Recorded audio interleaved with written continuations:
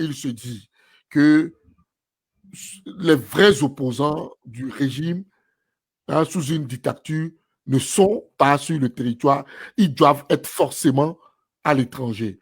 Donc, par ricochet, les gens disent que, ouais, voilà, vous qui êtes sur le terrain, vous n'êtes pas les vrais opposants du régime et que c'est ceux-là qui ont fui le pays, qui dérangent vraiment le régime et c'est pourquoi ils ne peuvent pas être au pays à l'instar de Tipia Tchadam, à l'instar de Bokor, à l'instar de, comment il s'appelle, Monsieur Agbeobe Kodjo Messa, tout ça. Donc, les gens se disent que voilà, c'est eux les, comme on le dit au Togo, quoi. Vous êtes des corrompus, des achetés, vous ne valez rien devant le pouvoir. C'est pourquoi vous êtes sur le terrain et que le pouvoir ne vous inquiète pas. Qu'est-ce que vous pensez de cela? Il y a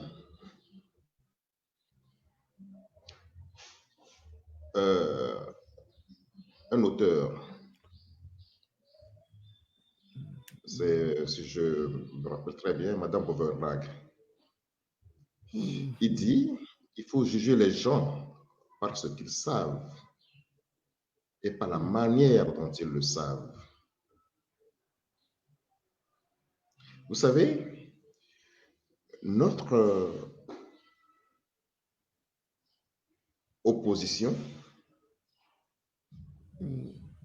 est composée, moi j'ai une catégorie, hein, j'arrive à les distinguer. Nous avons les professionnels de l'opposition qui vivent de l'opposition. Nous avons des patriotes qui sont prêts à mourir pour un gros héros. Et nous avons des affabulateurs. Qui sont les affabulateurs? Je vais le brosser par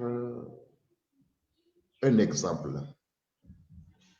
Nous avons des amis qui se disent de l'opposition. Quand vous vous retrouvez dans des discussions, le salon, tout ça, oui, si, pas de stratégie de gauche à droite, surtout quand je fais un tour dans la diaspora. Oui, bon, ok, d'accord, ok. Le Togo, ce n'est pas la maison de mon papa, ni ma maison. Le Togo est un autre bien commun. Et que si le toit de notre maison s'écroule, ce sont tous les fils qui doivent cotiser pour remplacer le toit de leur papa. L'opposition, ce n'est pas une profession réservée à certaines personnes. Le choix, l'engagement politique est un danger au Togo. Il faudrait d'abord encourager, féliciter ceux qui osent affronter ce pouvoir. Il est trop facile. Je dis bien, il est trop facile de raconter des bobards sur des gars ou bien des leaders qui, tous les jours, sont brimés. Tout. Mais si vous estimez, enfin quand je dis pas vous, hein, pas Bertrand, si certains estiment que ceux qui sont sur le terrain, ce sont des couilles molles, eh ben, comme je l'ai dit tantôt, le Togo c'est à nous tous. Il faut que ces personnes reviennent eh ben, pour prendre la lutte. On les attend. On les attend. Et c'est ce comportement ou bien cet écart de langage qui fait que quand ces personnes osent ou bien veulent engager une démarche pour je dirais secouer le pouvoir, les gens qui sont sur le terrain ne réagissent pas. Parce que ce mépris, le mépris des personnes qui sont sur le terrain, fait que on vous dit, OK, on va voir, mais voilà. Venez et on va voir. Il faut que les gens réfléchissent autrement. Ce n'est pas que les gens sont dans leur salon feutré et qui font des plans sur les moquettes. Hein? Je dis bien les plans sur la moquette hein, pour changer le Togo. Non. Non. Il faudrait qu'on arrive à respecter ceux qui s'engagent. S'engager en politique au Togo, c'est un danger. Vous perdez, je dirais, beaucoup de choses. Mais étant fier et digne de vous, hein, pour vous engager, ce n'est pas pour les beaux yeux de Pierre ou bien de Paul. Parce que je sais que mon pays est en danger. C'est pourquoi je fais. Je m'en fous des personnes qui sont là à raconter la mort de Lazare. Si le Togo devient un Eldorado, nous serons tous heureux. Mais taxer tel de faux opposants, c'est ce discours-là qu'on nous a tenu pendant pratique depuis 1990 à ce jour. Ah, tel a mangé ceci, tel a fait ceci, tel a fait cela. Mais attendez, là, le Togo est petit. On se connaît pratiquement tous. Sur les 115 ou bien 116 partis politiques, vous avez un cousin, un ami, oui, même à unir. À l'NC, personnellement, j'ai des amis. À l'NC, à unir, au CAR et tout. Des gens avec qui vous avez fait les bancs de l'école primaire jusqu'à l'université, dans les activités professionnelles et tout ça. Mais eux, ils se sont décidés de ne pas te suivre. Ils sont à unir, ils sont à l'NC. Mais après tout, vous êtes des amis. Vous vous retrouvez. Ce n'est pas parce que vous vous retrouvez que votre mentalité, votre, je dirais, conviction politique est galvaudée. Loin de là. Sinon, nous serons tous à unir, ou bien au RPT, comme on l'avait imposé à l'époque. Non. Non, ce discours arrange le pouvoir. Et, pour terminer, ces personnes qui tiennent ce discours, ce sont ces personnes que j'appelle, ce sont les professionnels de l'opposition.